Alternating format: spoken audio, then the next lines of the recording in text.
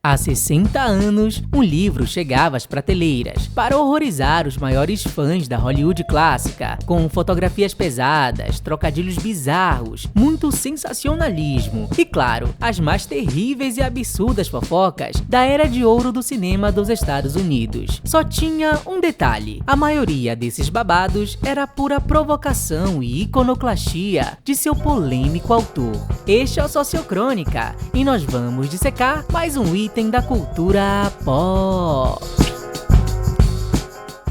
No final da década de 50, Kenneth Anger estava precisando urgentemente de dinheiro. Isso porque ele era cineasta, mas a profissão que escolheu, embora o tivesse levado para a França, não era o suficiente para sustentá-lo. E olha que Kenneth nasceu e viveu toda a sua adolescência no famoso distrito do cinema, Hollywood, e no melhor período, no final dos anos 20 até início de 1950. E ele produzia e dirigia filmes curtos desde criança, até o dia em que se descobriu gay, e aos 20 anos fez um filme artístico sobre isso, que se tornou um marco. Era um curta de 14 minutos, intitulado Fireworks, feito em 1947, sobre um jovem gay, perseguido e espancado por marinheiros, no estilo de vanguarda da época. E esse filme fez o Kenneth Anger ser processado por obscenidade, pois obviamente a homossexualidade ainda era criminalizada.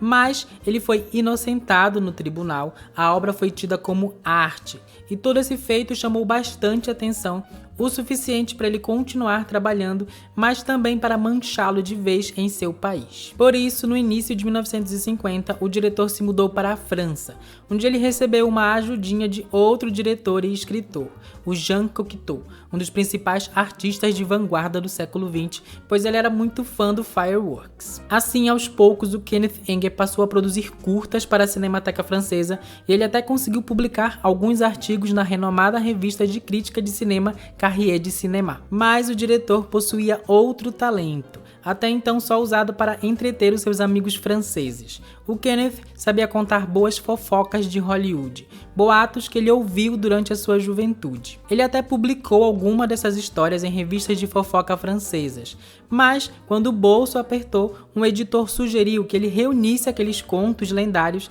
e publicasse num livro de verdade. E foi assim, com a ajudinha de outro escritor de nome Elliot Stan, que saiu em 1959 um livro de 300 páginas, todo ilustrado, tendo na capa uma Jane Mansfield de brincos grandes e seios pendurados, praticamente 100% expostos no decote, e em letras garrafais na cor rosa, o título Hollywood Babylon, com um ezinho no final, e o nome Kenneth Anger no topo. O título é uma referência ao épico de 3 horas do diretor de Double Grift, Intolerância, em específico ao capítulo que se passa na Babilônia, 500 anos antes de Cristo.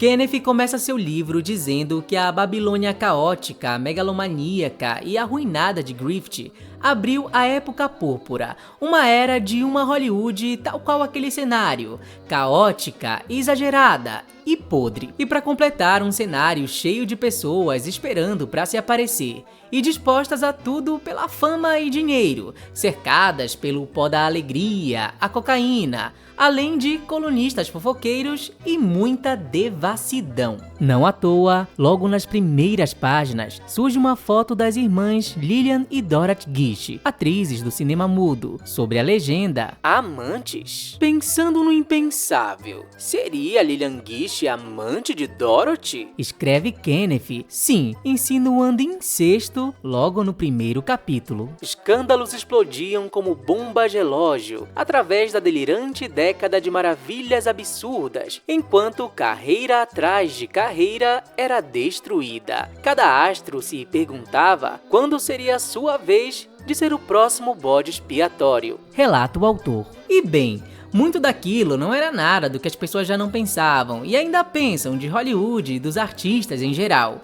Mas, para o final dos anos 50, ainda era muito polêmico. Curiosamente, o livro só chegou aos Estados Unidos em 1965, numa versão pirata e incompleta, banida 2 semanas depois. E pudera, montado como se fosse uma revista de fofocas, havia textos ousados, sem fontes, com acusações mirabolantes e exemplos gráficos que tornavam a experiência da leitura de Hollywood Babylon num negócio quase imersivo. Foi de propósito, é um livro de imagens, quase como um documentário. Tenho colecionado fotos da velha Hollywood durante toda a minha vida. É uma seleção das minhas fotografias, que são quase tão importantes quanto o texto, diria Anger em entrevista de 2012 à Vice. Não à toa, ao falar da estranha morte da atriz Olive Thomas, surge toda uma ilustração com a legenda "As últimas horas da atriz em Paris", com balões de fala ainda, "Tomei veneno", e frases como "morre nos braços do marido", "tragédia" e "divórcio". Já ao falar da misteriosa morte do produtor William Desmond Taylor, aparece uma imagem de 2 páginas simulando o crime. Sem contar fotos de atores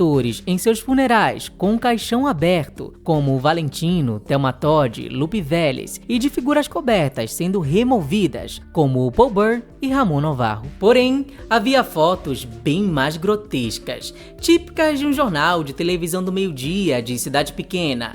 E aqui fica o alerta de gatilho. Se você não gosta desse tipo de assunto, pula pra esse minuto aqui. Thelma Todd, por exemplo, foi uma comediante dos anos 30, que talvez tenha tirado a própria vida, pois foi encontrada em seu carro, morta por envenenamento de monóxido de carbono, e seu corpo no carro está no livro. É exposto também o corpo de Carol Landes, da forma como foi encontrado pela polícia em 1948, caído no banheiro, após uma overdose de sonífero. O rosto de Marilyn em sua cama falecido é impresso num close absurdo, com a legenda "O longo sono de Marilyn". Também aparece um policial levantando a camisa de Johnny Stompanato para ver a barriga cheia de sangue, da facada que o mafioso levou da filha de sua namorada, Lana Turner, uma das grandes femme fatales da Era de Ouro. Nota dissonante. Legenda Kenneth Anger. De boa. E quanto mais próximo do final do livro, mais brutal, quase como num filme de terror. O rosto mutilado por tiros do mafioso bonitão Bugsy Siegel surge numa página inteira, e em página dupla uma imagem de Louis Stone desfalecendo de um ataque cardíaco, com alguém chorando em seu colo, após o ator idoso perseguir adolescentes que o perturbavam em sua casa. A sala ensanguentada de Sharon Tate é exibida, e uma foto do trágico acidente de carro que matou Jane Mansfield, e antes do index do livro ainda é exposto o cachorro da atriz todo ensanguentado, ao lado de mechas do cabelo de Jane. Sim, um prato cheio para esse povo mórbido que gosta desse tipo de coisa, mas também nada muito diferente do sensacionalismo que reinou até os anos 90 e 2000. E talvez só por isso o livro teria vendido mesmo assim nada menos que 2 milhões de exemplares quando ele enfim foi liberado para publicação nos Estados Unidos em 1975, ou seja, 10 anos depois de chegar lá. E aquilo fazia muito sentido. O banimento popularizou Hollywood Babylon mais do que qualquer divulgação. Além disso, no final dos anos 50, Hollywood ainda lidava com a queda derradeira do seu período de ouro. Por causa de leis antitrust, os grandes estúdios de cinema que controlavam as estrelas das telonas por contratos, enfim, tiveram que abrir mão do controle que eles tinham sobre as salas de cinema. Então eles perderam aquele domínio final sobre os seus produtos, os filmes. E aquilo abalou o sistema de produção deles, bem estruturado desde os anos 20. Com uma baita ajuda da televisão, a década seguinte mudou Hollywood para sempre, dando origem a um breve período apelidado até de Nova Hollywood, com novas estrelas e filmes mais ousados. E de repente, lá vinha nos anos 60 e 70 um livro resgatando aqueles grandes astros de antes, com fofocas na maioria dos anos 20, 30 e 40, e trazendo não só imagens, mas humanizando e destruindo aqueles seres outrora idealizados. E é aí que estava o grande problema. Várias dessas humanizações eram frutos de deturpações. Por exemplo, em 1922, Valentino, o grande amante latino do cinema mudo, foi preso por bigamia por não ter se divorciado da atriz Jean Acker antes de casar com o Natasha Rambova. Para livrá-lo da sentença, Natasha alegou que Valentino e ela nem tinham consumado o casório, ou seja, transado, o que na época servia como motivo para anular um casamento. Mas, ignorando todo esse contexto, Kenneth Anger usou aquilo como prova de que Valentino não curtia mulheres. E ele ainda ironiza uma foto de Valentino nos bastidores de Sangue e Areia, legendando: evidente masculinidade, pois o ator era acusado de afeminar os homens com sua influência. Já o caso de Ramon Novarro foi além. Assassinado brutalmente, Ramon sufocou no próprio sangue por terem quebrado seu nariz. Simples, mas no livro de Anger, o sufocamento foi por causa de um consolo entalado na garganta, um dildo dado de presente 45 anos por Valentino. Assim, o escritor não só criava a sua versão dos fatos, como ainda acusava de homossexuais passivos dois super galãs que cativaram milhares de mulheres, o que seria só puramente homofóbico se o Kenneth Anger também não fosse gay. E aqui nesse detalhe fica bem claro a intenção dele com aquele livro: destruir os ícones clássicos para seus fãs conservadores, manchar aquelas reputações outrora super controladas pelos estúdios de Hollywood. Afinal, vários daqueles atores eram realmente gays, lésbicas e bissexuais, como a gente vive falando aqui pelo canal. O Ramon Novarro, por exemplo, como a gente contou num vídeo recente.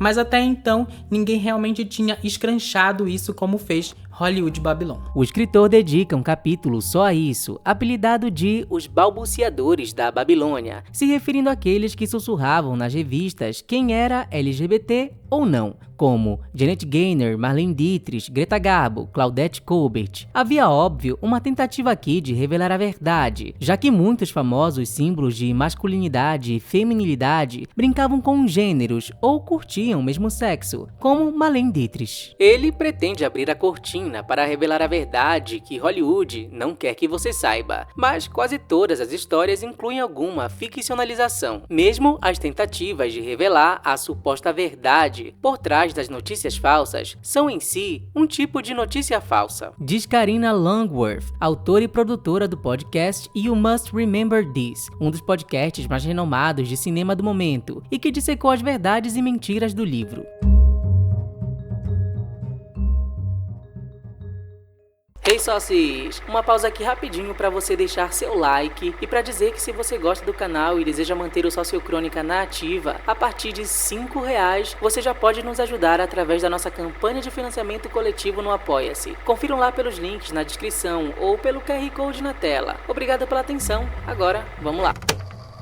Vale ressaltar que quando Hollywood Babylon saiu, muitos desses boatos nunca tinham sido estudados ou conferidos de verdade, então era comum reproduzi-los sem escrúpulos. E como esse livro foi um estrondo, muitas versões do Kenneth Anger acabaram se filtrando na literatura desses artistas, a ponto de serem replicadas como se fossem verdade. Marie Prevost faleceu aos 40 anos, sozinha, devido a um alcoolismo agudo e desnutrição por anorexia, e ela só foi encontrada 2 dias depois porque seus vizinhos reclamaram do cachorro latindo. Nos dedos de Kenneth, Marie foi encontrada devorada pela metade por seu cachorrinho. Seu cão salsicha só sobreviveu fazendo picadinho de sua dona, escreveu ele. A peruca sob os destroços de seu carro era prova de que a sex symbol Jane Mansfield foi decapitada, ao invés de ter sofrido escalpelamento, como realmente aconteceu. Clara Bow era muito fã de futebol americano, mas para Kenneth Anger era claro que a primeira It Girl, diva do cinema mudo, na verdade fez uma suruba com todos os jogadores de um time de futebol americano, incluindo um jovem John Wayne antes da fama. E Lupe Vélez não apenas tirou a própria vida por ter o coração partido, não, essa versão era muito básica. Para Anger, a primeira explosão latina se afogou no próprio vaso sanitário após vomitar os entorpecentes que tomou para tirar a vida.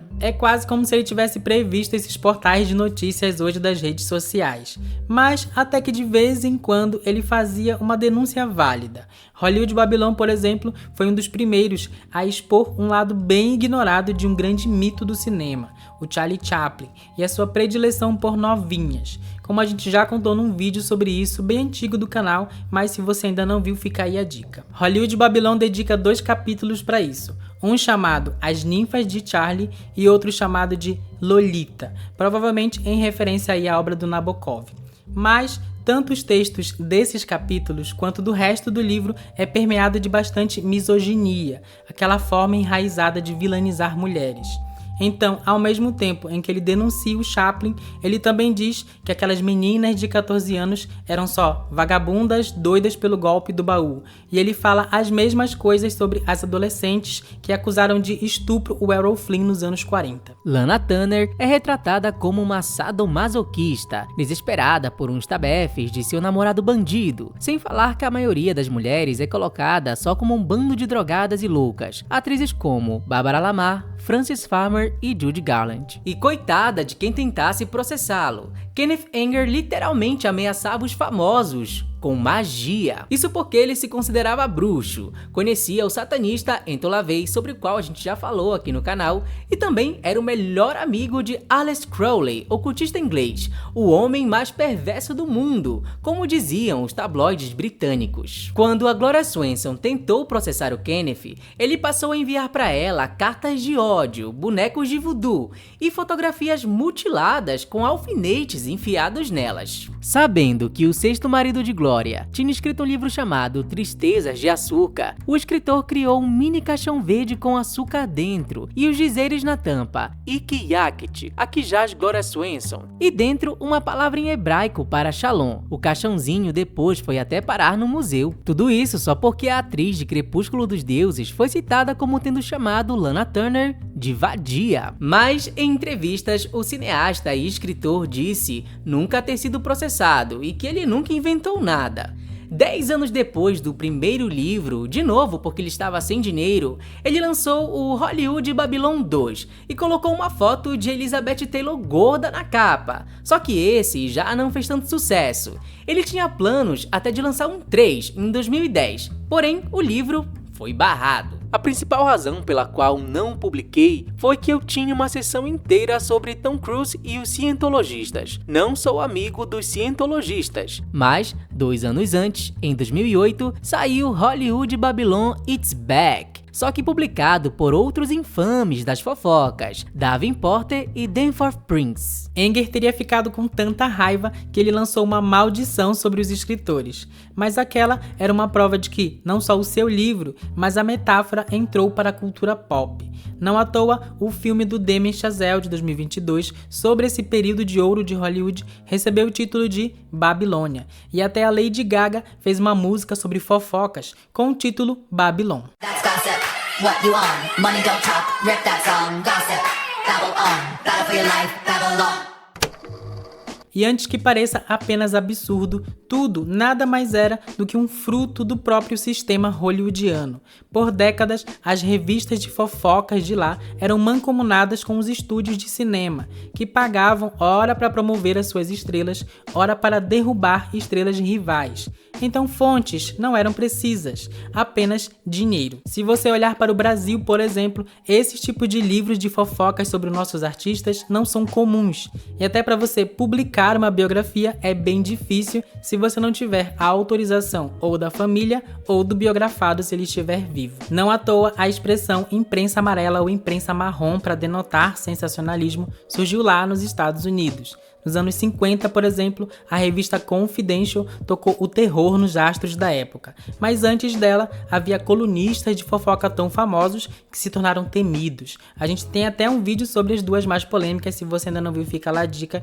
E no Brasil, também tinha uma brasileira contando as fofocas dessa época de ouro, que era a nossa Dulce Damasceno, e a gente tem 2 vídeos sobre as fofocas que ela contava nos seus livros. O que Kenneth Anger fez foi justamente mexer nesse vespeiro, no ponto fraco de uma Hollywood que ele conheceu de perto. No fim, sendo um artista de vanguarda que cutucava os valores de sua época, abalar a imagem daqueles ícones fazia parte da proposta iconoclasta de Hollywood Babylon, por mais odiosa e absurda que seja.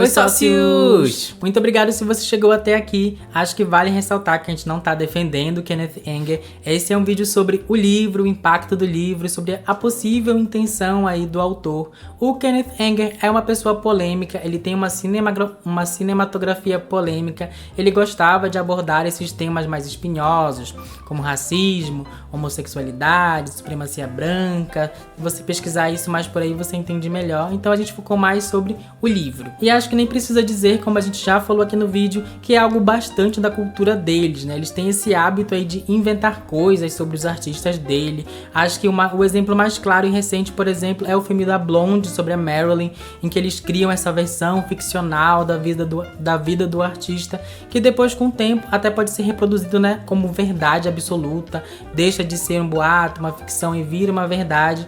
E esse livro é um grande exemplo disso, porque muitas das coisas que ele inventou depois e até hoje são reproduzidas até como fatos. Eu nem sei se traduziram o livro para o Brasil, diga aí se vocês já leram, se vocês já encontraram ele por aí. A gente encontrou várias versões em bibliotecas públicas online mesmo, vou deixar os links aqui na descrição. Até pela estante virtual tinha umas edições perdidas, e também a gente encontrou na Amazon, estava até com uma promoção aí, uma versão pocket de R$50. Vou deixar o link aqui na descrição, caso você compre, se interesse em saber mais, você ainda acaba ajudando a Sociocrônica.